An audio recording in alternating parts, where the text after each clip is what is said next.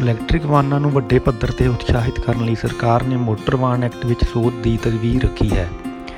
ਇਸ ਪ੍ਰਸਤਾਵ ਰਾਹੀਂ 15 ਤੋਂ ਵੱਧ ਸਾਲ ਪੁਰਾਣੇ ਵਾਹਨਾਂ ਨੂੰ ਵਰਤੋਂ ਵਿੱਚੋਂ ਬਾਹਰ ਕਰ ਕਬਾੜ ਵਿੱਚ ਭੇਜਣ ਦੀ ਯੋਜਨਾ ਹੈ। ਇਸ ਸੋਧ ਦੇ ਖਰੜੇ ਮੁਤਾਬਕ 15 ਸਾਲ ਪੁਰਾਣੇ ਵਾਹਨਾਂ ਦੇ ਚੱਲਣਯੋਗ ਹੋਣ ਦੀ ਜਾਂਚ ਕਰਨ ਅਤੇ ਨਵੀਨੀਕਰਨ ਪ੍ਰਮਾਣ ਪੱਤਰ ਹਾਸਲ ਕਰਨ ਦੀ ਫੀਸ ਨੂੰ ਵਧਾਇਆ ਗਿਆ ਹੈ। ਮੈਨੂਅਲ ਵਾਹਨਾਂ ਲਈ 1200 ਅਤੇ ਆਟੋਮੈਟਿਕ ਵਾਹਨਾਂ ਦੀ ਜਾਂਚ ਫੀਸ 2000 ਰੁਪਏ ਰੱਖੀ ਗਈ ਹੈ। ਬੈਟਰੀ ਨਾਲ ਚੱਲਣ ਵਾਲੇ ਵਾਹਨਾਂ ਨੂੰ ਰਜਿਸਟ੍ਰੇਸ਼ਨ ਪ੍ਰਮਾਣ ਪੱਤਰ ਦੇ ਨਵੀਨੀਕਰਨ ਤੋਂ ਛੋਟ ਦਿੱਤੀ ਜਾਵੇਗੀ ਅਤੇ ਉਹਨਾਂ ਨੂੰ ਨਵੀਂ ਰਜਿਸਟ੍ਰੇਸ਼ਨ ਦਿੱਤੀ ਜਾਵੇਗੀ। ਇੰਨਾ ਹੀ ਨਹੀਂ, ਜੇਕਰ ਕੋਈ ਵਿਅਕਤੀ ਆਪਣੀ ਪੁਰਾਣੀ ਗੱਡੀ ਕਬਾੜ ਵਿੱਚ ਦੇਣ ਦਾ ਅਧਿਕਾਰਤ ਏਜੰਸੀ ਵੱਲੋਂ ਜਾਰੀ ਕੀਤਾ ਪ੍ਰਮਾਣ ਪੱਤਰ ਦਿਖਾਉਂਦਾ ਹੈ ਤਾਂ ਉਸ ਨੂੰ ਨਵੇਂ ਵਾਹਨ ਦੀ ਰਜਿਸਟ੍ਰੇਸ਼ਨ ਵਿੱਚ ਛੋਟ ਮਿਲ ਸਕਦੀ ਹੈ।